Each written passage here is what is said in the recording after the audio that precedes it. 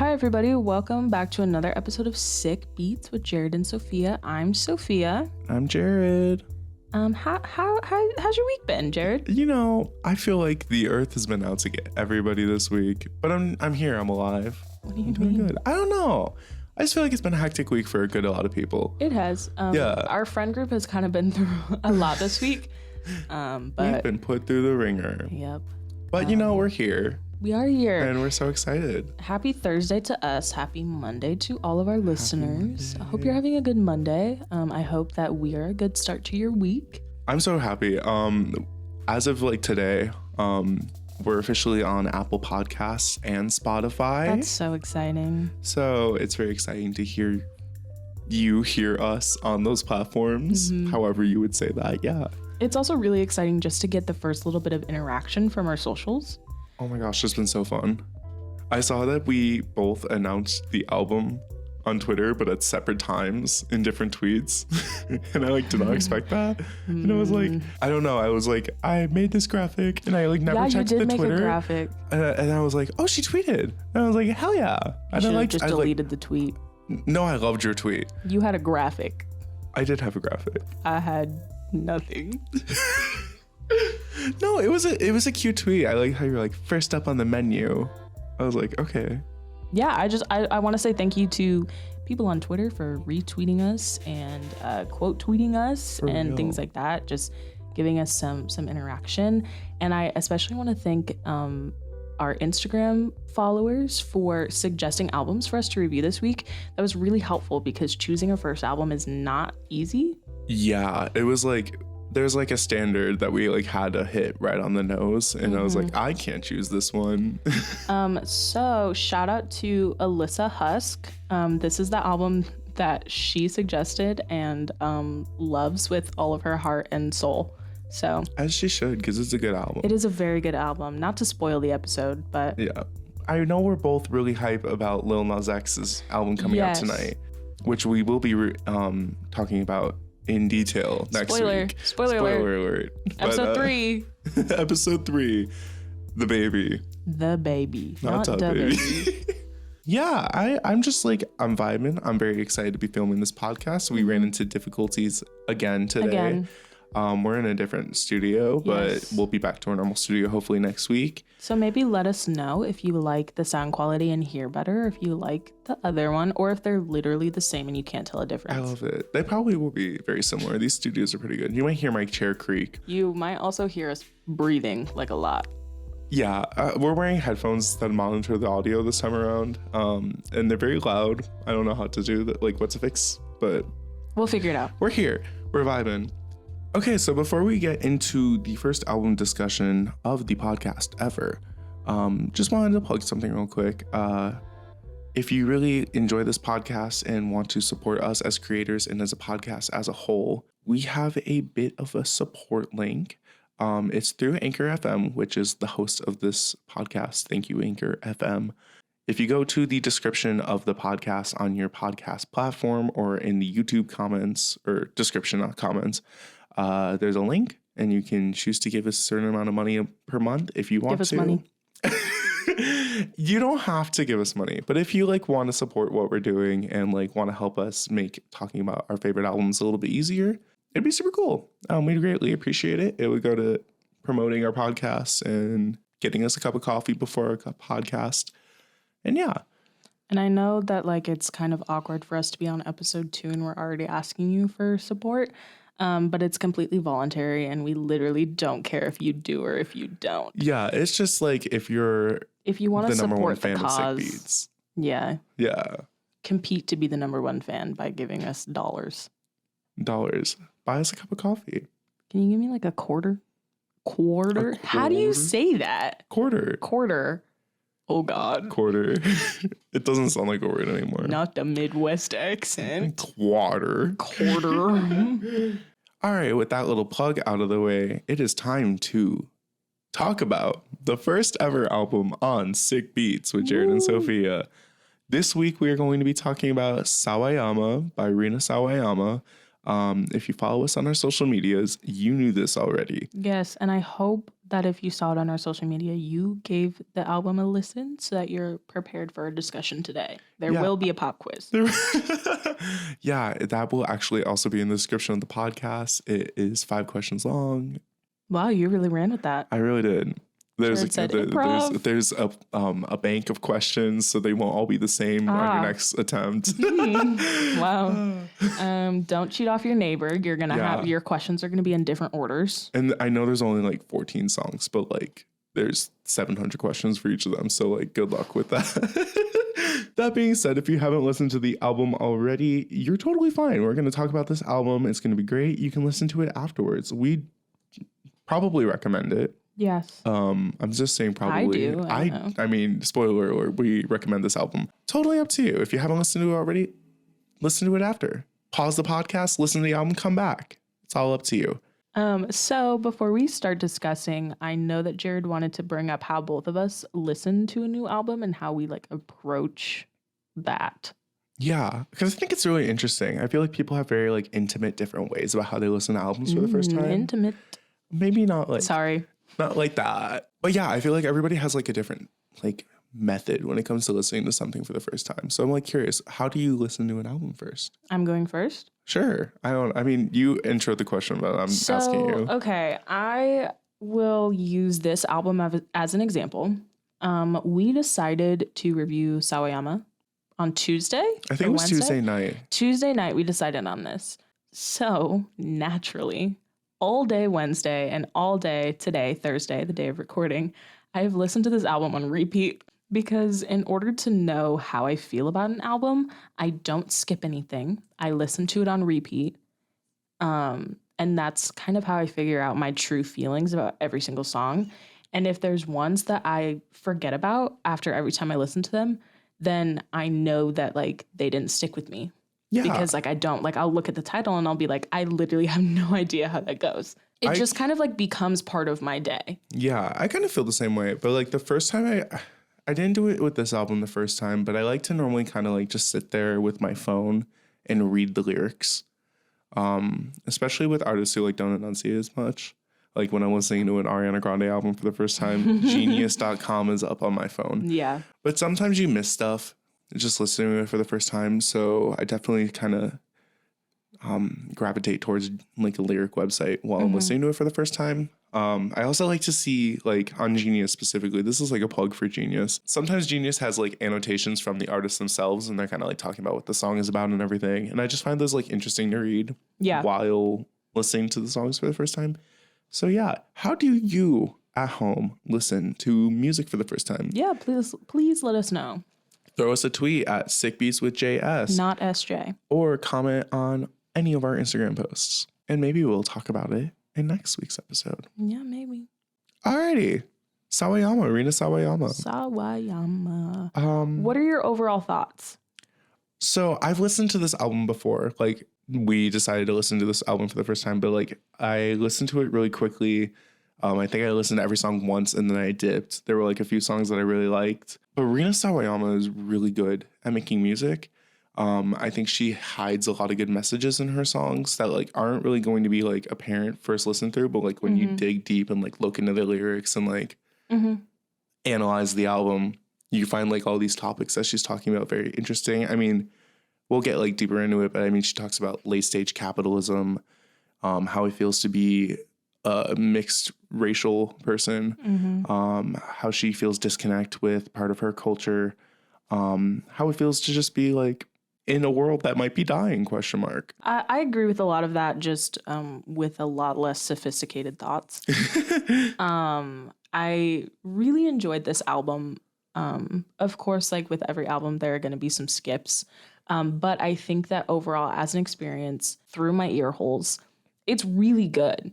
I had never heard of Rina Sawayama. I'd never heard of this album. And I told you that I had only ever seen the cover art for it because it was like everywhere. And I was like, what is this? Yeah. But as a whole, I think every single song tells a really good story. I think she does a really good job at making sure that the album has a variety of different like vibes to every song.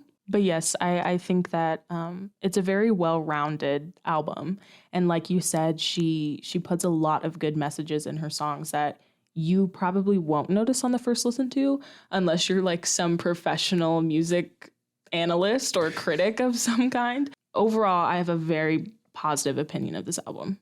There's definitely a reason people online were like, Rina Sawayama was snubbed for Grammys in 2020. The fact that this didn't get any nominations. Yeah. Insane. I didn't even think about that. It's very good. And I feel like 2020 did have a lot of good albums that could have been nominated. But the fact that she didn't get a single nomination even. Yeah. Like, she didn't necessarily have to win.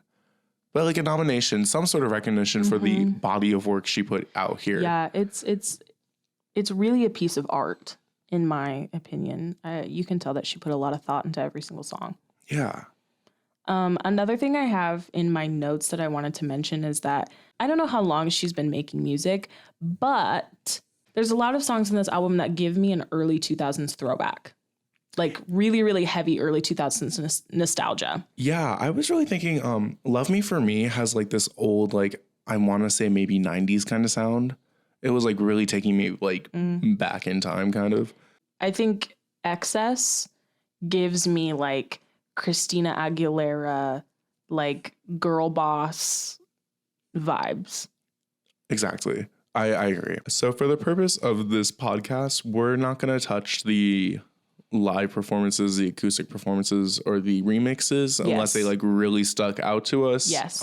Just because it's just a different way to listen to the song. For a very long time. Yeah. I mean, like they're definitely great, but we're talking about the song and not the performance, basically. Yes. So this album starts off with a track called Dynasty. Jared, what are your thoughts? Okay, so Dynasty is such a grand song. It's like a killer intro. She's talking a lot about like pressure she feels from like her family and her like her trauma growing up as a child. I wrote down one specific lyric from the song, which had like an awesome annotation on it on Genius. But she wrote, "Won't you break the chain with me?" And she's like talking about like this like chain of like tradition and like kind of like screwing up your children as you become an adult because all your trauma is making you all like that. But she said if the album wasn't called Sawayama, that's like kind of like the alternate title of this album. Okay. Yeah. Which I thought was interesting. I agree with that. I think that I have written down in my notes dramatic start in all caps, because it really is. It's a very grand, big, dramatic song about her. And I like that idea that Dynasty would be an alternate title to Sawayama. I did not read the Genius lyric annotations. You're totally valid. But from like what I was gathering from the song, it was about, she talks a lot about her childhood and growing up. And there's talk of, you know, her parents arguing, and I know that you've given up everything, but I think it's a big portion of a lot of children of like immigrants. I know you've given up everything to be here and give me and our family this life, but sometimes I cannot give you everything that I want. Yeah. I think this song is very interesting too, just because like she's talking very like obviously about like her culture behind like her race and everything.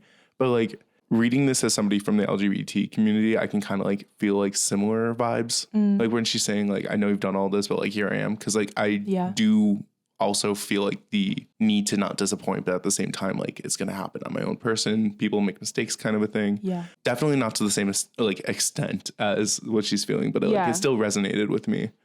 I have two lines that go together really well from this song that I wrote down. So the first one is hurting inside, no end in sight, passing it down, am I losing this fight? And I kind of took that as like, you know, am I not being myself by passing these things down? Is this me or is this my parents?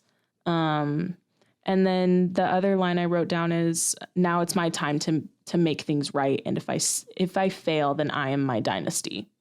Yeah. And I think it's just like her wanting to be herself so bad, but her internal struggle with that. Yeah, I totally agree. That entire bridge, just like it really hits. It hits. It fully like kind of wraps up her thoughts on like what she's going through. I think like the part where she said like, you gave me my life, mom and dad, but like I nearly gave it away just for my own sanity. Yeah. And I feel like lots of people can relate to that no matter what situation. Yeah. I feel like I've gone through that with my struggles as being like queer. I feel like I've felt that in like a divorce, like my parents getting divorced kind of a thing. There's like many different ways where that can like be related to. Just kind of like general not wanting to disappoint your parents. Yeah.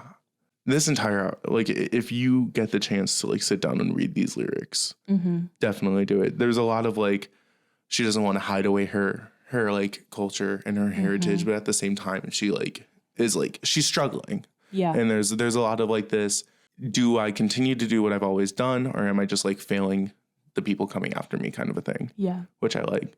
That song immediately goes into a song that deserves more recognition. A song that deserves several Grammys on its own. That is XS. Let's talk about it. If I can just go first on this one. Yeah, totally. When this song started playing, I recognized it and I didn't realize that I knew it. And I also did not know that it was Rina Sawayama that wrote it. I don't use TikTok, but every single person in my life does. And I think this song was a TikTok sound at one point. Maybe. Because I don't know how else I would recognize it. Very, like, this song gives me all of the early 2000s vibes. It gives me Britney. It gives me Christina. It gives me, like, girl groups. Like, it's just everything. And she is taking control of her life. And she's like, this is what I want. Give it to me. Yeah. I'll take it. And I love how it's like, it's totally like a commentary on just like society as a whole, especially like with capitalism. I mean, she says it herself, like in these genius annotations, like this is about capitalism. The chorus of this song gets stuck in my head. It's so good. It is so an catchy. earworm. Yeah. I think that's by design. Like this song is addicting. And it's like the definition of pop. Mm-hmm. Like this is what we need in 2021 is like this kind of pop. But like, I like it because it's like conscious pop. Like it's making points, but sounding good and sounding catchy. And that's kind of this entire album. Exactly. I think the second pre-chorus is pretty cool. Before she's like, I mean, this chorus is just her saying like, give me more. I want more. Yeah. I want a little bit of excess. I don't want to hear no. I want to hear yes. Like, let me buy everything. Let me have everything. I just like the call me crazy, call me selfish. I'm the baddest and I'm worth it. Like, what a girl boss. Yeah. Like, she knows her worth and she's like, I know my worth and I'm going to spend it. Yes. This is what I want. Give me more. Give me an excess. I will buy it. I will take it. I deserve it because I'm the baddest. Like, that is just the entire energy. Yeah. And it's like I don't care how I get it. Let me get it. Yeah. I need it. Yeah. I need to continue to get these things. Yeah. Access is so good. And if you ever get the chance to watch the music video, I know you specifically don't like watching music videos, Sophia. I'm not a music video person. This music video is really good. And I really appreciate the music video mixed with the song. Okay. A lot. It's like a telemarketed commercial, but like it shows how like something's getting exploited to make this product. And it's like, it's very, very like, it's got a good message behind it. Yeah. It's very interesting. So our plan was not to go track by track in this album because we knew that we'd be talking forever. But this album is kind of an oops all bangers moment. Sorry about it. We kind of have to address a lot of it. Song number 3 on this album is Shut the F Up. Shut the F up. Shut the F up. Basically, it has an exclamation point at the end. It's got like a little bit of like a metal influence almost. Yes. Like I really love the like heavy guitar in it. It's heavy. It's perfect because everything on this album is by design. She's talking a lot about like how people talk about her, specifically like microaggressions towards her and her being not your average white person, but like somebody who isn't white. Yeah. I have 2 lines from this song that I'm obsessed with. Do it. I mean, it's all of them, but I love how come you don't expect me to get mad when I'm angry. I love that line. The first time I listened to this song, I was like, ooh, okay. You tell him. Exactly. And then the other line is in the chorus. It's have you ever thought about taping your big mouth shut? Because I have many times. Many times. Which I think everybody can relate to. Everybody has one person that's like, please just stop talking. Yeah. Just stop. Most people are like, Jared, stop talking to me. But I was about to make a joke about that. You beat me to it. I did. Yeah. I really like how like it's very heavy. But at the same time, she's so playful with it. I mean, this chorus is mostly her just saying, shut the fuck up. Yeah. But like, she's like, shh, yeah. I love it when she does the shh in the chorus. It's just like, it's so playful. And like at that chorus too, it gets a little lighter, like a little like, like cutesy, like, shut up. Like, it's perfect. And I really like, I think I imagine just her saying like shut the F up repeatedly, and then the person keeps trying to talk to her, and that's where she does the shh, shut the F up. Yeah. No, just shh. I hate to bring up music videos again, but I saw this music video before I even knew who Rina Sawayama was. And it starts with 1.5 minutes of her like on a date with a guy, and the guy's just like, oh, so it's like this how somebody uses chopsticks? Oh like my being God. a terrible person. And then she literally like reaches across the table and is like, shut the fuck up. And it's so good. I love that for her. She's such a girl boss. Yeah. And I love how every one of these songs, like the visual she gives with it too, it brings deeper meaning to the songs. This song is really good. You need to check it out. It's very good. We were talking last week about how we were like really big fans of guitar in songs recently, and this will give you that. Yes. One more lyric I just really like. She says, "I am your medicine and your reality," and I like how she's like, even as this person's being ignorant to her as she's writing this song, she's like, no, I'm a god though. Yeah. Like you are below me. Yes. Which I think is really cool because like this song comes from such like a place of power, which is super cool. I like a lot how it's written. I think that the first 3 songs on this track come from a place of power. Yeah. She knows she's that bitch. She's overcoming, and then she has overcome. Exactly. We kind of go into this new track then. It's called Comme des Garçons, like the boys.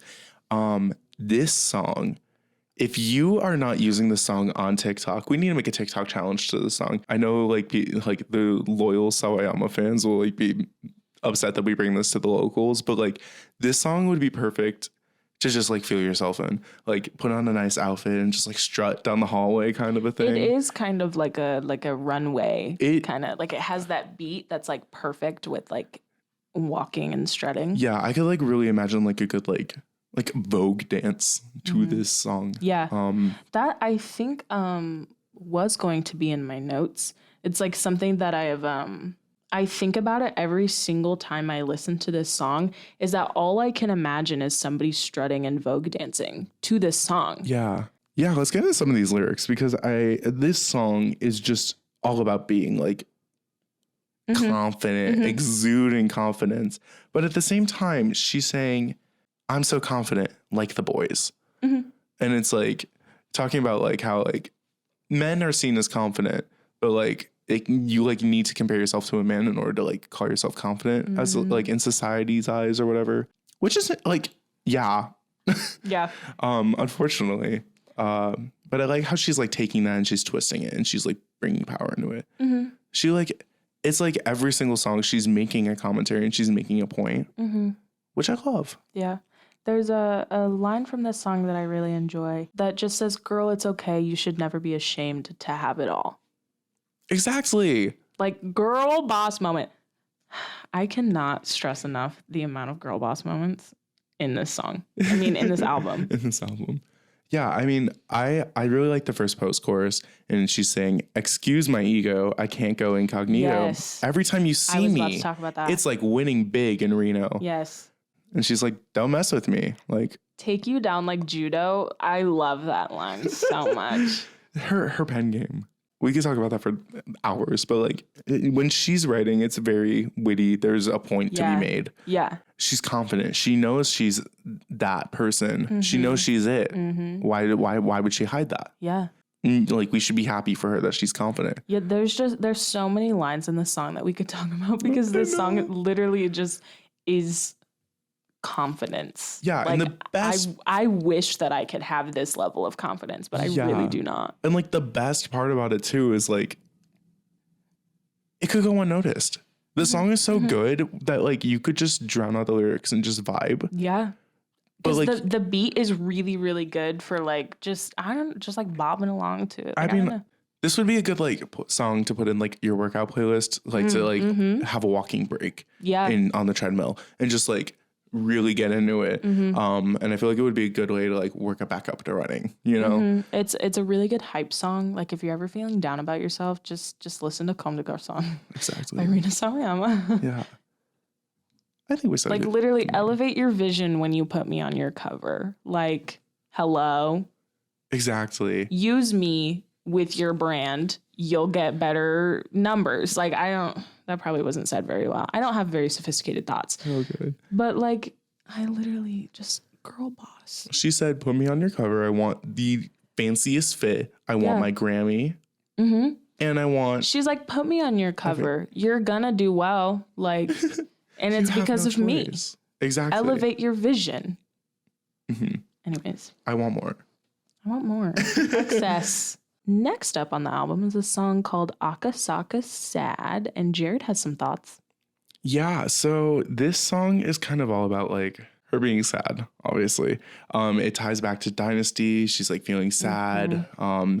In the chorus, it goes, Akasaka Sawayama, just like my mother. And then later on, same thing, but just like my father. And I think that's very interesting. And she talks about like, even if she's in Japan, like even if she's in like the Akasaka Hotel, I believe it was. Yeah. Like even if she's in the Akasaka Hotel, she's still sad. And it like just kind of follows her.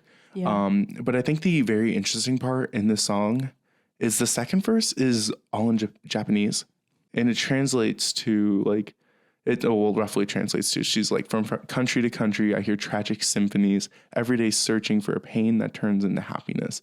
She says it doesn't sound as good in English, but I think it does.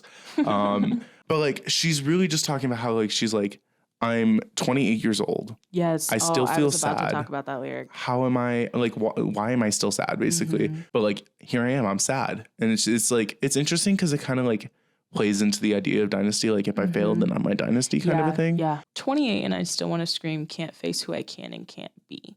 And she talks about a lot about how like jet lag is making her thin. She's going back and forth. She's stretching herself too thin because she can't like own up to the fact that she can't be both of these things at once. Yeah, which is insane. I also want to mention this song at this point is like sonically one of the most insane. It kind of has like a spooky vibe, but also it's like the instrumentation is very interesting. Yeah. I would say like this song kind of leans into like more of a hyperpop kind of feel without like very gently, like there's hyperpop influences on this track. It just kind of like does unconventional things, but it sounds super fun. And she may be sad, but like she may be sad, but it's a bop, you know? It is a bop. Yeah. Sad bop. The next song is Paradisin', and I'm obsessed with this song. This is a song that's been on my playlist since my first time listening to this album like forever ago. It is pure pop. Yeah, it is pure pop. I'm going to be completely honest. I had to ask Jared how this song went before we recorded this portion. I'm not sure why I forgot how it went because I'm looking at the lyrics right now and I'm like singing it in my head. I love the story that this song tells, just kind of about just her youth. It's like so young and fresh and like light and cutesy, and it's so poppy, which normally isn't something that I gravitate towards, but there's just like something about, I think it's her storytelling that really draws me to her music, because I'm going to go off on a tangent really quick. You're all good. There's so many artists right now that are, I think, trying to be too grown for how old they are. I'm not going to name any names. I'm thinking names, but I won't say them. Rina Sawayama is a grown woman. She's a grown woman and she's reflecting on her youth. And I think that elevates the music a little bit more when you have a well-rounded story from growing up. I don't know if that makes any sense. I feel like she presents it in a better way because she's experienced these things in like a natural way. Yeah. I also think it's worth mentioning this song starts off with the chorus, but like pulled back far away. Mm-hmm. It feels like you're like kind of being pulled into the song, which is interesting. I love it. Yeah, it's just very interesting because the last song is talking a lot about her trauma and then like we are going back in time kind of a thing. I just think that the sequencing of this album is very interesting there. But I do love the beginning portion of the song. Like you said, it's very far away. When you're listening to it in headphones, it travels from ear to ear. Sorry, I've been immersed in this album through my headphones walking around campus for 2 days. It literally is so convincing that I think that my headphones have somehow come unplugged and my phone is playing it through the speakers. Like I get confused every single time it comes on. Yeah, I just love that. It literally feels like you're getting like sucked into the song. Mm-hmm. It's like a time machine. And she wrote in like the Genius interview that this song was kind of like meant to be like the theme song of her life. Mm-hmm. And it gives kind of like that chorus. She goes, I'm living my best life, thriving. You say I'm misbehaving, but I'm just a kid. So save it. Yes. Let me have an unforgettable time of my life. And like the way it's sang, thank you, Sophia, for the melody. But the way it's sang, I could like picture it being in opening credits for a TV show. Yeah. Like I can picture her like doing something that like a kid would do while misbehaving, turning to the camera, smiling and waving. Yeah. And then it's like starring Rina Sawayama. I really like the first kiss storyline. I'm going to call it a storyline because this song is just the stories of her youth. Yeah. And I think it's just so fun. But, first kiss in 2003, making out, feeling carefree, but then his phone rings and your number's on the screen. Drama. Yeah. And also I'm pretty sure she's singing the song to like her mom. Oh. If I'm reading into it correctly. Because she's just like she's telling a lot of stories of like how her mom was kind of like navigating her childhood too. Okay. Like, oh, you know what? That makes sense. Yeah, because like at the end of this verse that we're talking about, she goes, "Mom, I'm fine." And the threats to send her to boarding school. Yeah. Oh, okay, I get that now. Next song on this album is a song called "Love Me for Me." I just want to apologize to Alyssa before we talk about this song. Alyssa, you are one of my best friends, and I know that you love this album with your entire being. But I forgot that this song existed, and I've been listening to it on repeat for 2 days now.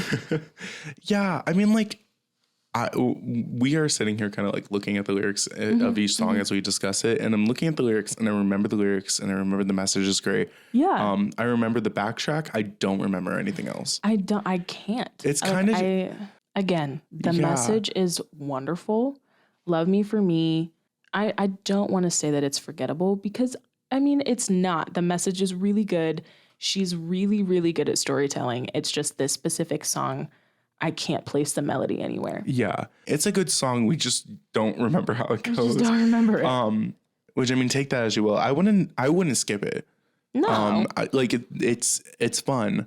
And the lyrics are good. I mean, she's saying, like, you want to love me for me, but only if I make it easy kind of a thing. Yeah. Which is just, it's compelling. Mm-hmm. And she's like, I got to make sure I like act this way, like be an angel, be soft. I have to like wear my hair done a certain way to be like a star. Which like maybe that's just a narrative that I'm just very used to hearing from women. It's just like, I have to look this way and act this way in order for you to approach me or give me the time of day, or like, I can't really be myself, but you're telling me to be myself, but like myself is not what you want. Yeah.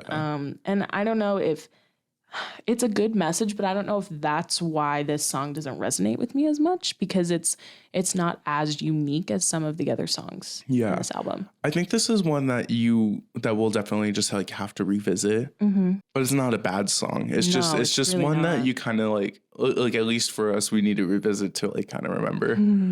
Which is unfortunate because every single song on this album is really good. It's a really good album. So the next song is Bad Friend, and I think this is kind of like a lull in the album, maybe.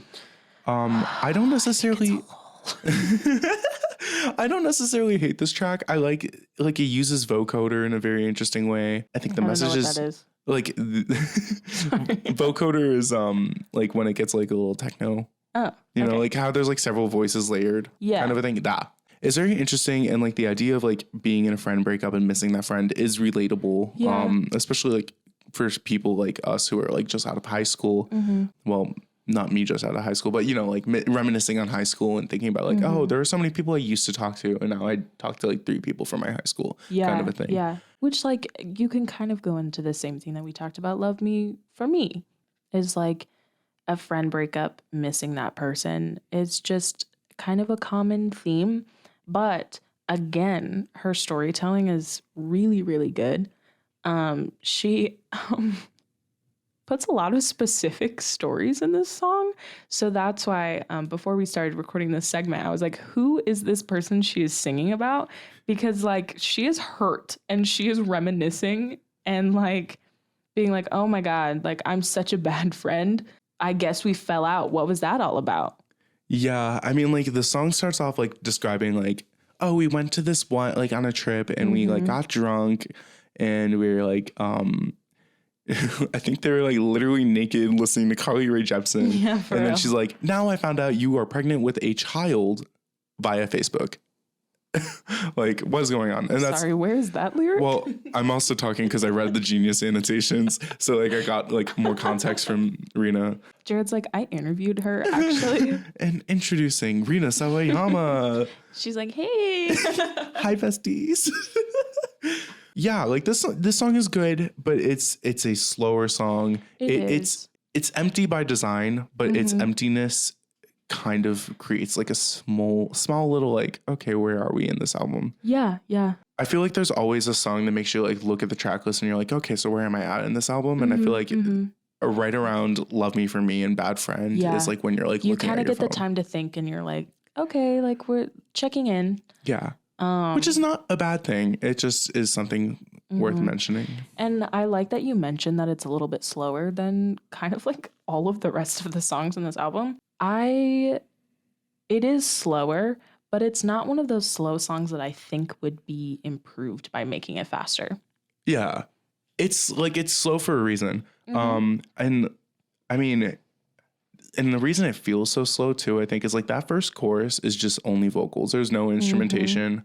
And the first time she's like, I'm a bad friend. It's like, oh, okay, Rina, are you okay, girl? And then there's like, it's followed by actual just like silence. Yeah, there's so much space between each of those. Yeah. Next up, we have F This World, parentheses, interlude. I don't have a lot of strong feelings about this song. I think it's really pretty. And because it's more repetitive, I think that the whole thing just kind of blends into one little experience. Yeah, I think this is a great transition point for the album. It's really good. It kind of takes the tone right from Bad Friend. And it's a little more mellow. I don't necessarily know the correct way to like describe the instrumental, but it's like, it's a lot more vibey. And this whole song, she's just constantly saying, F this world, I'm leaving you. Which can be kind of a double meaning. She's talking about like the actual earth, but she could also be like, oh, screw this. Like I'm done in this like situation that I'm in with this person, kind of a thing. She jokes in the song, like, maybe we could all just like move to Mars. Yeah. And then she's like, nah, screw it. Let's get fucked up, which I like. But I do like, because I'm looking at the lyrics and you just mentioned, let's start a new life on Mars. I like the next portion where she says, if I leave, then maybe I can start again, do right on the wrongs and have a better chance till I look around and see that I'm all right. That's very relatable. Everybody wants a second chance to go back and do things that they wish that they had done differently. Yeah. And I like that she touches on that. This song is a commentary on climate change and how we could be facing irreversible impacts. And she goes, this is our mission impossible. It may not be solvable, but like, it's worth trying. Like, why would we sit here and give up on that? We should be trying to do something. Yeah. And I like so much how that can be used for multiple different things. It can. I was just about to say, like, I didn't know that this song was about climate change. I think that the context, especially of this last portion of the song, can be used about like relationships. Yeah. Or like internal struggles. Just kind of like, this might not work out in the end. But like, damn it, I'm gonna try. That. Yeah. Who's gonna save you now? Is the next song. I don't know why I said this so aggressively. It just felt like I needed to. I love this song. I feel like I'm at a concert and like I'm in the front row and my hands are up and I'm like trying to reach her up on the stage. Rina. That was me walking around campus listening to this album. I'm like, Rina! This song, I'm again going to bring up the Genius annotations. She talks about how this song was going to be like a Britney Pop song at first, like very Britney Pop, but then she watched A Star Is Born and then she was like, no, it needs to be like this. And A Star Is Born changes a person's life. It does. That movie's very important. Tangent. I love Star Is Born. That movie. Ugh. Oh, but anyways. Cooper. You feel like you're at a concert. You feel like you're listening to this song live. It's echoey. You can like, I would die to hear this song live and in a concert hall. And like, this is the perfect place to be putting this song because we've gone through a couple of slow songs. We've already checked the track list to be like, how many songs are left? Which I mean, like, we've touched on this. Like, it's barely like that, but it is like that. And also, it happens at like the 8th or 9th song on the track where you're like looking at your phone, or on the album where you're looking at your phone. Which is great. And then Who's Gonna Save You Now just like picks you up. You get sucked and you're right like, back in. oh, I'm still here. This is still happening. Yeah. And you get paradise into it. You know, you end F this world and it kind of fades out. And then you hear, Rina. And I'm like, Rina? Rina? What are you doing here? Yeah, it's just, this song is very good. We've been talking about lines from every song. Yeah. It's just like, I think that one of the most like punchy lines from the song is, you burned the bridges and drained the river. I can't forgive you like I did before. Yeah. Like, she's done. You tell them, Rina, who wronged you.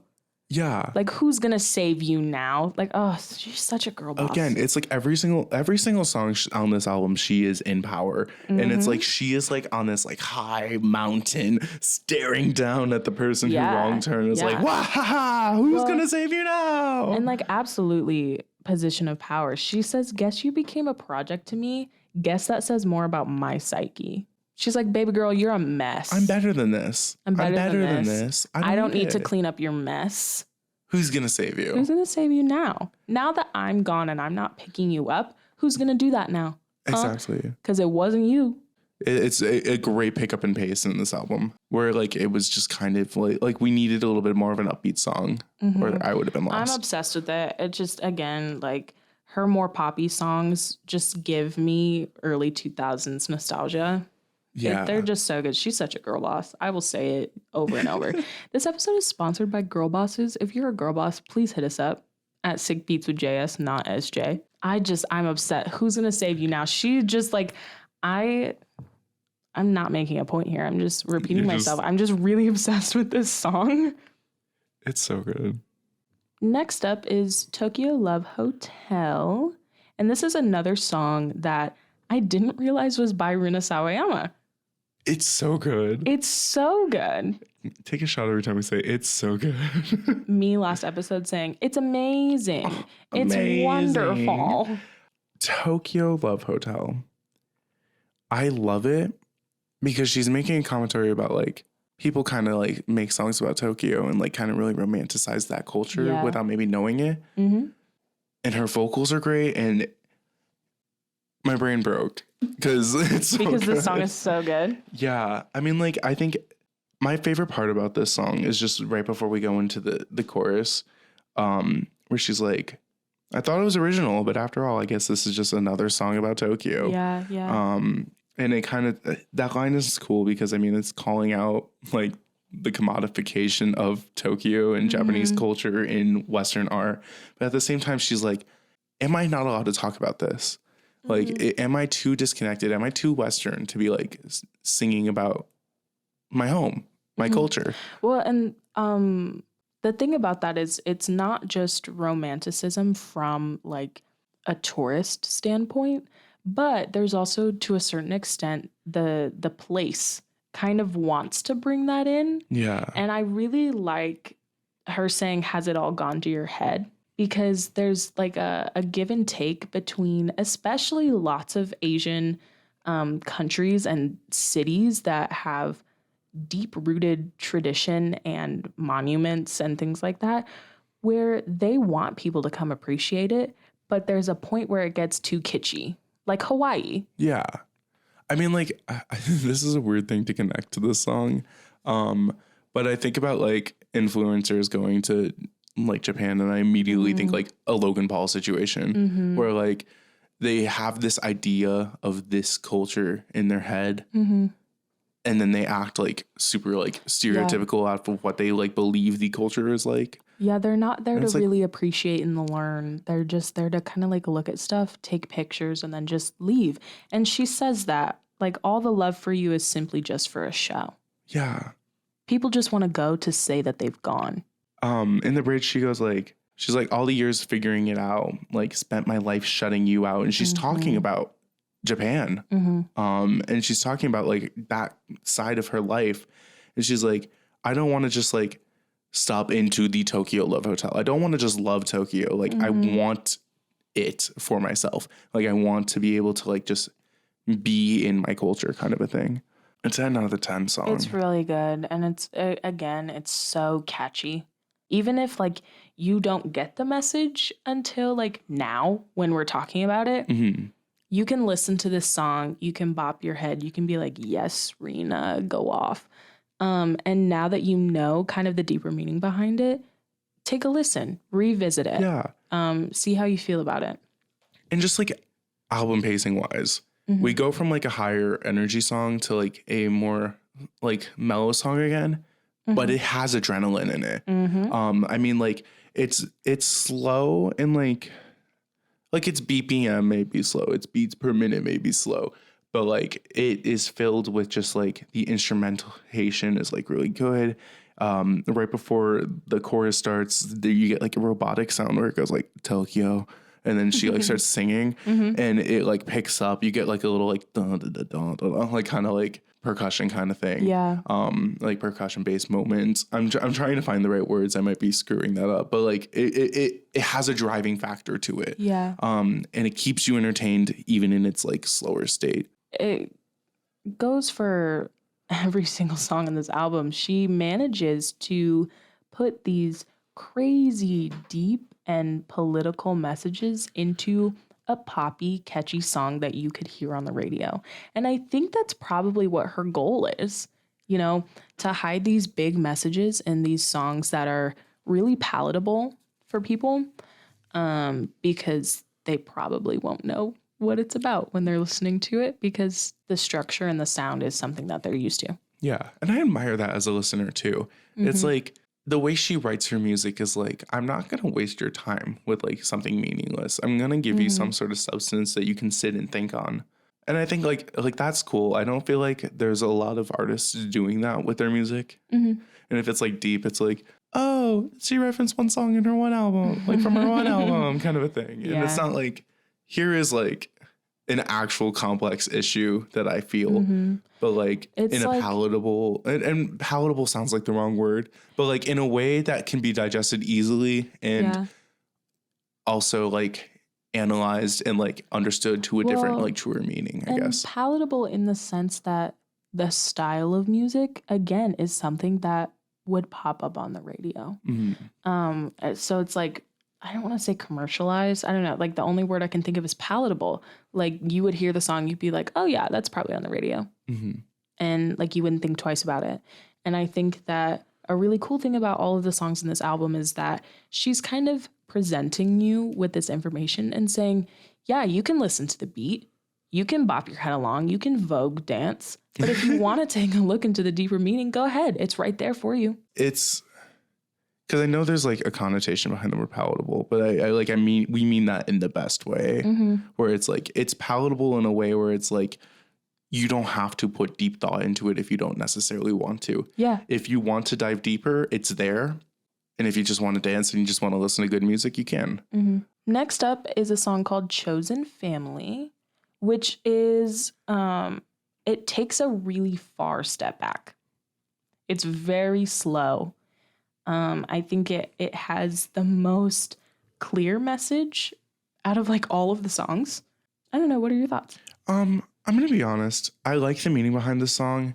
I don't gravitate towards this either. kind of song. But as somebody who is queer, the idea of a chosen family is something oddly too familiar. It's a conversation that is just important. I mean, like the idea of like, we do not need to be in the same bloodline. We don't have to share the same genetic line. We don't have to have the same last name.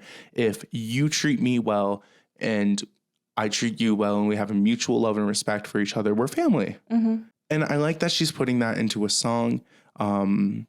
Yeah, I love her. So what if we don't look the same? We've been going through the same thing. Yeah. I mean, like at the end of the day, like it's okay to not vibe with your bloodline family.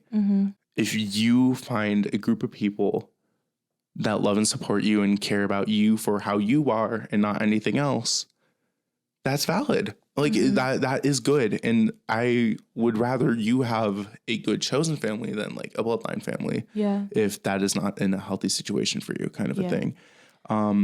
It sucks that this isn't a song I gravitate towards too. Yeah. Because the meaning is so important. It is very important. It's slow. It's like an anthem. It's something I would put like on a sad playlist, and I don't make those, but I feel like it could be on like a sad introspective, like I don't know, if you're wanting to take a step back. Yeah, it's like that. It gives me kind of like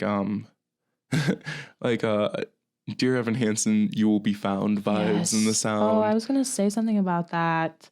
Were you really? Look at us. Look at us. Same brain. Ben Platt. And I know that we're not talking about the deluxe tracks yet, but I think that the acoustic version of this song is better than the studio version. She's more raw. You can hear her rasp. This podcast is still sponsored by Raspy Voices. Instead of all of her like emotion being smoothed over by like studio recording, you can hear her feel her way through the song. And I think that makes it a lot better. So for this song specifically, I prefer the acoustic version over the studio. Yeah. This song is like will I put it in my playlist and listen to it constantly? No. Will I scream my head off if I see it in concert? Yes. Yes. This is something that like you'd be holding up like your lighter or your phone flashlight and just like you would look out over the crowd. Everybody has their eyes closed. Everybody is just like crying and it would be screaming. Like a religious experience, Yes. you know? Like you are all just in the same boat. And I feel like in a concert, she would take a moment to be like, you are my chosen family. And everybody would be like, oh my God, Rina. Okay, the final song in like the regular tracks before we talk like shortly on the deluxe tracks is Snakeskin. I don't have any pressing thoughts on this song, but I love that it's just almost as dramatic as Dynasty, because I feel like, you know, you start the album with drama, you end the album with drama. Okay, because I was going to say kind of the opposite. I don't really like the sequencing at the finale of this album. I think Chosen Family would be the perfect album ender. Honestly, I agree with that. But Snakeskin is really good. It is very good. I don't know where else I would put it. I agree with you though, because like, again, I don't have very many like strong thoughts about it. It's not like crazy amazing. I think it's the hardest song for me to find a way to relate to. That's fair. Yeah, I don't know. Maybe like I'm just not a Snake person. I think like for me specifically, like especially listening to albums, the final song has to like really hit. Otherwise it's not going to be at the top of my list. And Snakeskin hits, like the production is really good, but it didn't connect to me in a way where it was like, okay. It's a good song though. Yeah. I mean, it vibes. Do you have any like genius things about this song? Because like I really am confused about the meaning. So on Genius, she says like this song felt right to close the album with because for me the album is like my snakeskin, something that I shed, which now belongs to you. Okay. It kind of like touches on every point pretty much made in this album. Like she's talking about like the excess culture. She's talking about how she's like she says like addicted to this snakeskin moment. I guess I just like haven't really taken a moment to process the lyrics of this song. I'm also seeing for the first time right now, I tear my soul into two so that you can pretend despair. That's deep. It's very deep. Like I didn't think that this song was as deep as it is.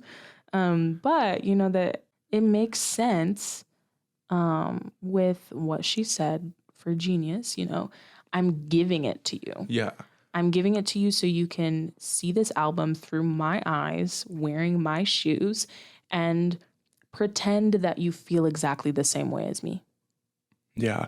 I think, okay, I'm just kind of playing off this and kind of maybe reading too far into it, but I feel like it also could be kind of a commentary on like stan culture. Where it's like, you're going to get addicted. Yeah. You're going to pretend to feel my pain. Yeah. You're going to go through all this. I think I don't, everything she does is super intentional.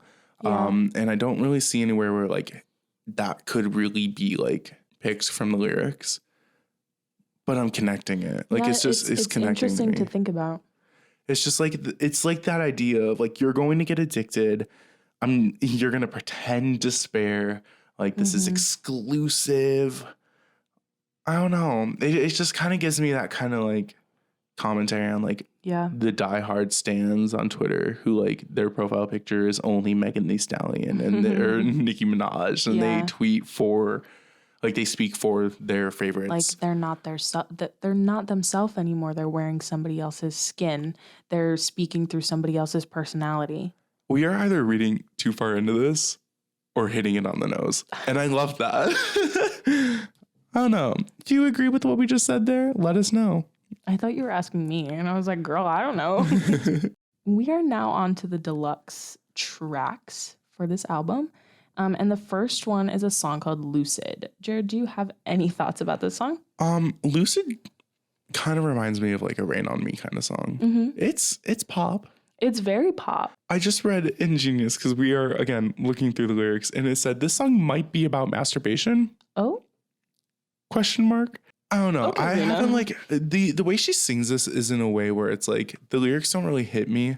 Yeah, I actually really agree with that. I said it reminds me of Rain on Me, and I think that's partial to the fact that I don't think she's enunciating as much as she normally does, which could be giving me the Ariana effect.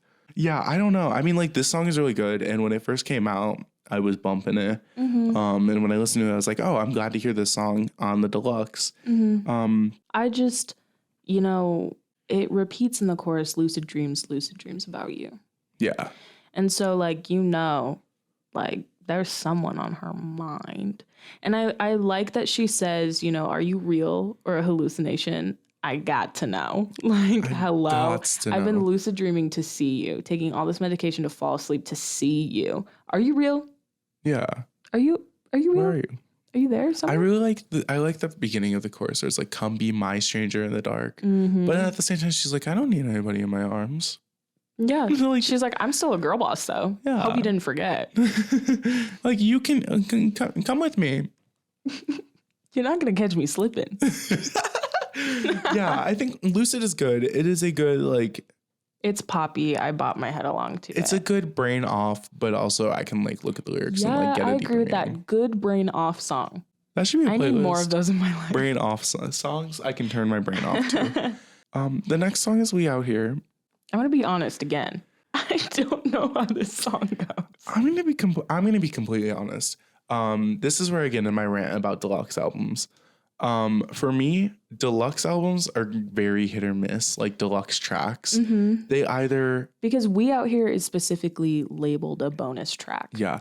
Deluxe tracks to me either add too much substance where it makes me mad that they weren't on the original album, or they don't give me enough where it makes me feel like the body of work has been shammed. Yeah, or like you're not getting enough from it to justify like the purchase of the deluxe version. Yeah. I mean, We Out Here, it's a good listen. It doesn't do much for me.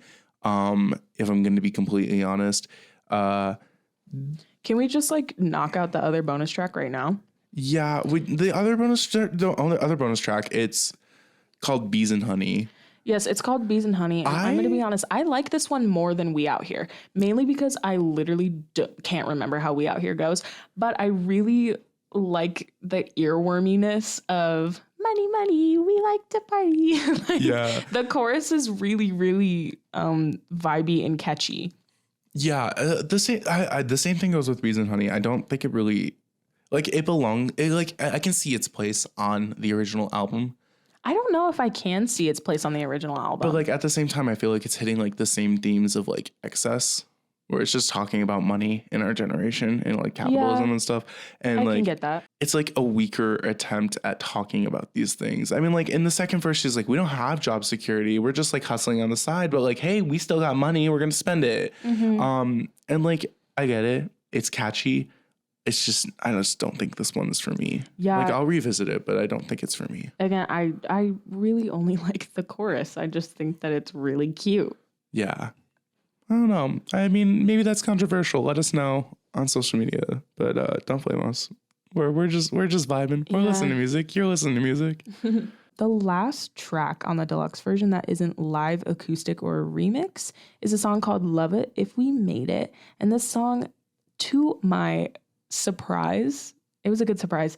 It is a cover of a 1975 song by the same title. And I actually did some research. You did some research. I did some research. Okay. And she covered this song as a part of the 1975's takeover of something. I don't know. I don't remember if it was like a radio station or a magazine, but she covered it kind of as part of that. It was like an campaign. Event. Yeah. Interesting. Yeah, I liked it. It sounded good. It's a good song. Have you ever heard the original version? I have not. Okay. I'll have to get to it. So basically, her version is complete opposite of the 1975. He's screaming at you. He's like yelling. He's like, this is society today. I'm going to yell about it because it makes me angry. Yeah. And she's like, I'm just going to like leave this here. She's like, oh my God, we're shooting heroin in the car. Yeah. I just read the first lyric. Yeah. The beginning of the song, like this song starts, we're effing in a car shooting heroin. Just hear me out. It gets really good. Just like don't. Especially the 1975 version, he comes at you really strong with like, we are having sex in a car and we're shooting heroin. We're doing drugs. This is what we're doing. And you're like, oh, cool. My question for you, because you've listened to the original and the cover, what would you gravitate more to? Okay, so I posted about this on my Snapchat story, but if I need to be yelled at, like before my chemistry test tonight, I needed to be screamed at. Yeah. And so I listened to the 1975 version. If I want to be like, her version is a lot more vibey. Like, and I don't want to bring the word palatable back, but it's a little easier for the average person to listen to. Yeah, that makes sense. She takes the melody and the style of the song and she makes it so like you're not being yelled at aggressively. Yeah. She's still obviously saying the message, you know, talking about these issues. One of the biggest lines in this song, obviously is I'd love it if we made it. And that's kind of about society. Like, I'd love it if we could just like make it through all of this stuff that's going on right now. Yeah. Like, that would be really nice. But before the chorus of just, I love it if we made it over and over again, she says, modernity has failed us. Modern society, the way that we've ended up, we have failed ourselves. And now we kind of have to like pick up the pieces. Yeah, it makes sense for her to cover this song. Also, it says rest in peace, Lil Peep in the song. And I guess like the lead singer of the 1975 is just screaming at me too much for me to like analyze any of the lyrics past the first verse. But she delivers it in a lot softer of way. And again, it makes it more palatable. It makes the lyrics easier to understand, I think, because she's not screaming at you. Can I touch on some of the acoustic versions? Yeah, totally. Okay, I'm just gonna not go deep into any of these because there's 3 acoustics and 1 live song in the deluxe version. Mm-hmm. Excess is live. I think that it's good. It sounds about the same as the studio version. Shut the F Up, I love it acoustic. I literally texted Jared on Wednesday when I started listening to this album, telling him that like she just sounds like she's having so much fun recording this song. Yeah. Anyways, Bad Friend, I literally don't care about acoustic. I don't think it needed to be acoustic. I know that this is a really hot take, but this is the deluxe tracks, so like hear me out. I don't think that there needed to be an acoustic version of this song. I think the studio version was a lot better. That kind of song, it's already a slower paced song. Why acoustic? Yeah, I don't know. I don't think that it benefited from acoustic. It makes it like more sad almost. But like at the same time, I'm hung up on it now because like Bad Friend is very effective in the studio because of the vocoder, because of all the layered vocals that are like on top of it, because of that like hollow feeling. And then to make it more hollow doesn't make sense to me. And then I've already talked about Chosen Family, how I think it's 10 million times better acoustic. It's a lot more heartfelt. Her message gets across, I think, in a more raw way. And I just really enjoy it. So what were your favorite songs? My favorites, I think, would have to be Excess, Shut the F Up, maybe Paradisin'. I think I'm going to throw that one in there. I like it. And I think I'm going to keep it at that. I don't want to get too many songs in here. Yeah. I want to say my favorites are going to be, oh God, they're all my favorite. Rina Sawayama is my favorite, actually. Sawayama. Yeah. Access. Yeah. There's no way you can talk about this album without like falling heavily in love with that song. I think Akasaka Sad's really growing on me. I know I didn't have a lot to say about it right now, but it's just like it has such a different vibe from the rest of the album that makes me want to continue to listen to it. And I like it a lot. I forgot. I'm going to add Who's Gonna Save You Now onto my list. I didn't read that before. Sorry to interrupt. You're all good. Tokyo Love Hotel for me, definitely, and Paradisin' would be like the ones I definitely go back to a lot, but also Comme des Garçons. Yeah, it's a good album. I think for me with this album, I like the songs where she's being a little more aggressive and in my face. Yeah. Maybe you like when Rina punches you. Maybe I just like a good girl boss moment. I don't know. Maybe that's why this episode is sponsored by girl bosses. Yeah, so that is our takes on this sick beat that is Sawayama by Rina Sawayama. Lots of sick beats are in Sawayama by Rina Sawayama. Yeah. Thank you, Alyssa, again for suggesting this album. I know that you live, breathe, and would die for this woman in this album. I don't know if we're as far as that, but it's a very good album. Controversial question. You don't have to answer it if you don't want to. Would you be able to give it an out of 10? 8. I would give it an 8.5. Mm-hmm. Yeah. Yeah. Yeah. I don't think we need to go very much deeper into that. Yeah. It's a stellar debut album, and I can't wait to hear what she does. I personally don't think there's any real skips. Yeah. Just ones that make you like look at your phone, but that's about it. Ones that make you look at your phone, ones where like your brain shuts off and you like aren't really listening to it. And it's just kind of like oh shoot, this is still playing. Yeah. That sounds way worse than how I'm meaning it to sound, but yeah. 8.5. 8.5.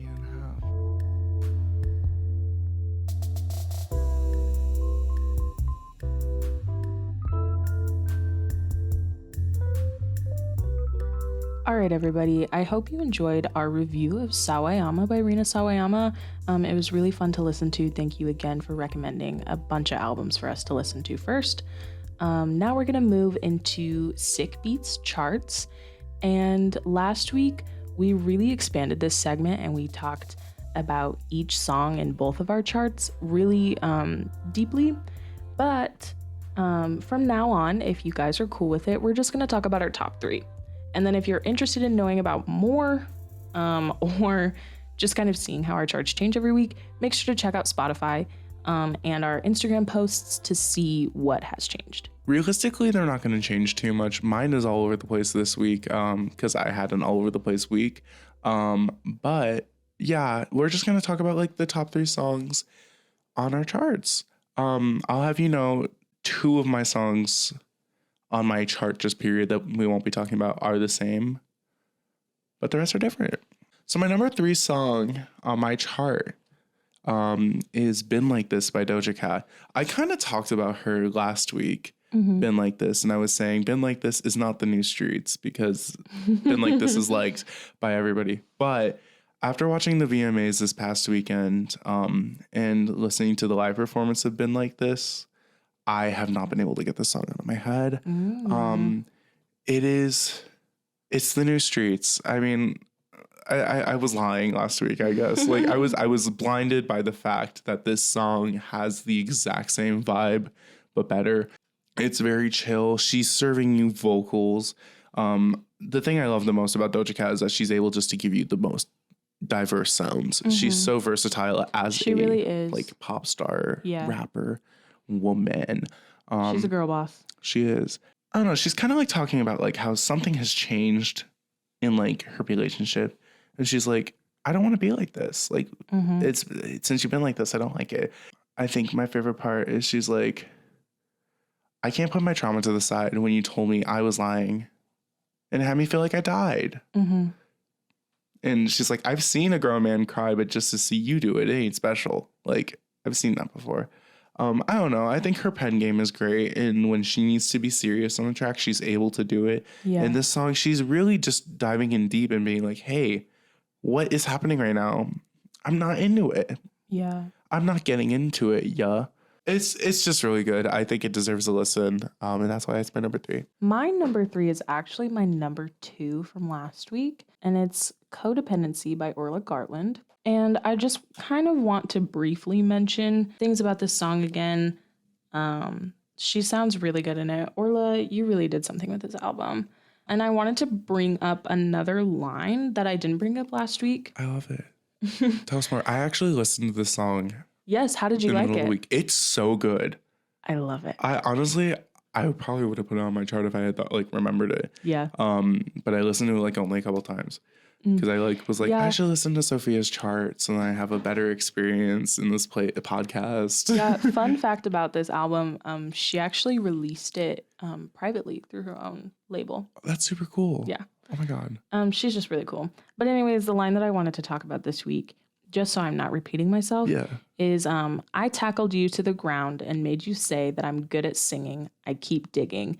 Tell me I'm worth it. Tell me I'm perfect. Obviously, the song is about codependency in a relationship. And it could be a friendship. It could be a partnership. But it's the whole idea that you have no sense of self-worth or self-value unless somebody else tells you that you should. Yeah. You are not, it's not that you're not secure enough with yourself in order to have a certain degree of self-esteem, but you need validation all of the time. And if you don't get it, then you start really beating yourself up. Yeah. And it's really rough in a relationship or in a friendship because when you're so close to a person and you have a connection with them where you literally can't not help but feel the emotion that the other person is feeling, it's really draining. Yeah. And it's also hard to get out of a situation like that. I mean, not like I've ever had to, but flex, why don't you? Thank you. This episode is sponsored by My Healthy Relationship. And there's also a line that says, if I go running, you've got nothing. So there's also like a sense of a power dynamic in that. Where when one person realizes that you and the other person are codependent on each other, you can kind of weaponize that and be like, well, if you lose me, like, what are you going to do? How are you going to make who's going to save scrambled you now? eggs in the morning? My number 2, we've talked about it already. It's Excess by Rina Sawayama. I cannot get away from this song. I'm not going to talk too much about it because we've already talked about it in length, but I love how it is so catchy. Every time I listen to it, it feels like I'm listening to it for the first time. I don't know how she did that, but I just can't get over it. It's so good. It's my number 2. If we haven't stressed this enough, go listen to Rina Sawayama. Yeah. Listen to Sawayama by Rina Sawayama. Yeah. That's it. My number 2 is my number 1 from last week by the man himself, Ben Plateau. It's Chasing You by Ben Platt. And I guess I'll kind of go into other things that I didn't talk about last week, just like I did with Codependency. To be honest, I'm like not super sure like how to relate to this song because I've never been in that chase. Yeah. Being like, I want somebody so bad that I will not stop trying to get them. And the entire point of this song is that he enjoys that. He says, don't want to lose, but then again, don't really want to win. He's just like, I want to run. And it kind of ties into the line in the chorus, won't get too close to you because the thrill of it is trying to get you. Yeah. So it's like, I can't really relate to it, but the song is so good that I can't put it down. It's got crack in it. Mm-hmm. Like I said, I've been listening to Sophia's picks, and this song, it kind of gives me like Physical by Dua Lipa vibes, but like in a different sense. It's got like that same kind of like 80s throwback kind of sound. I just love it. It's so good. And like, I can clearly see the story of it. I just am not sure how to insert myself into the story. But it's really good. I'm the person sitting on the bench across the street watching him chase the random person. Yeah, that me he's too. wanting. I'm like, oh, you are chasing him. We're drinking our Dunkin' Donuts together, watching them chase. All right, my number 1 song of the week. It is the one, the only, Have Mercy by Chloe. Oh my gosh, yes. I was waiting for this to pop up on your chart. Yeah, the hype around this song on TikTok has been a little much. And I was really scared it was not going to hit when it came out. I love Chloe and Halle both so much. And while Halle's been filming for The Little Mermaid, Chloe's been really pumping out music and is like getting a full like solo album ready to give us. Nice. I'm so excited. But this song, it goes so dumb. Like it goes so freaking hard. And like, not the freaking. I don't feel like saying the F word over and over and over again. But like, it just goes so hard for no reason. And it's all just about her shaking ass. It's very good. But like, it's so good. I've listened to it in your car. Pretty good. Bouncing up in Wilbur, my car. I think like my main thing is just like she gives like a level of talent and like skill set that we haven't heard from her with her like work with her sister. She kind of gets in, it's like really like pop, but like new age pop, like now kind of days, not like Paradise and like from earlier. But she like plays with this like rap kind of flow while singing. The whole pre-chorus is just really fun.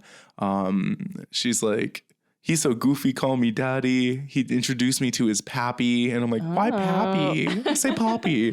But like, it's Poppy. funny. And it's just like, I don't know what I was expecting from this song.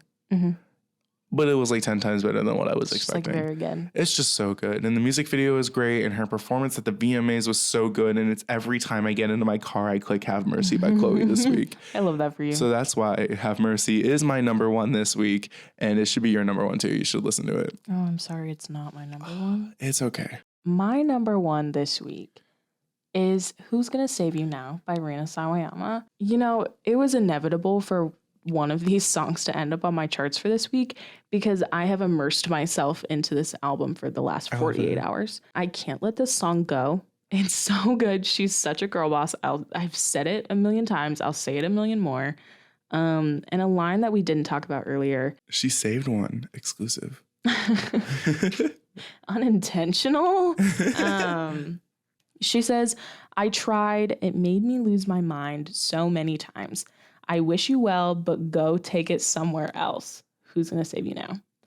And there's just, who's going to save you now? I didn't make the connection between who's going to save you now and codependency until I put it into my chart. Because this is that power play and not power play. I think that's a kink. Anyways, this is that power dynamic that I was talking about in codependency, where she's like, you're nothing without me. So like, I'm fine. I'm my own person. I'm going to drop you. So who's going to pick you up now? You think nothing of yourself. You are giving me a little pity party, trying to get me back, but I'm fine. Yeah. So who's going to save you? It's kind of like a little bit more of an aggressive thank you next. Yeah. Kind of like mindset. It's not song. It is aggressive because thank you next is appreciative. It's love and light. Everybody that has come before. And who's going to save you now is like, I hate you. Like, I'm going to leave you in the dust. Like spitting on you while you're on the ground. Yeah, for real. That's a great number one. It's on brand for you too this week. Why? Because you've been talking about it all night. Oh. Those were our charts for the week. Again, you can find our full 10-song playlist on Spotify, as well as on our other social medias. Now's a great time to follow us on social media. We are on Instagram and Twitter at sickbeatswithjs. Not SJ. Not SJ. If you have any comments or thoughts about Sawayama by Rina Sawayama or any song that we talked about on our charts, let us know. If you're not already following our social media at sickbeatswithjs, not SJ. Every Wednesday we'll be posting the album that we'll be reviewing for the week, which gives you plenty of time until Monday when that episode comes out bright and early in the morning to listen, gather your thoughts, figure out your favorite tracks, and then get mad at us about our opinions. Exactly. And again, next episode, we know what we're listening to. It's going to be Montero by Lil Nas X. So sorry, we're not going to be asking for suggestions for next week because we already know. We are just really excited for this album. We're really excited to dive deep into this album and talk about it. So yeah, look forward to Montero by Lil Nas X next week. Yeah, I'm excited to touch base with you guys next week about Montero. If you enjoyed listening to us this week, please follow us on your podcasting platform. We are on pretty much every podcast platform as well as YouTube. And if you like what we have to say and want to hear some more, make sure you hit follow, subscribe, follow us on social media. We keep saying that, but it's fun. Yeah. Make sure you stay tuned on YouTube to see if we ever are able to film this podcast. Yeah, life seems to be handing a lot of things at us where it makes it impossible to record. Life is saying, videos. Who's going to save you now? Who's going to save you now? As they kick the camera out of my hand. Yeah. Please make sure to let us know on social media who your girl boss is that you're obsessed with right now. I think that's it. Yeah, I think that's it. Yeah, so thank you for listening to Sick Beats with Jared and Sofia. We'll see you again next Monday. Have a good night or day or whatever time it is currently. We'll figure out an outro one of these days. Yeah.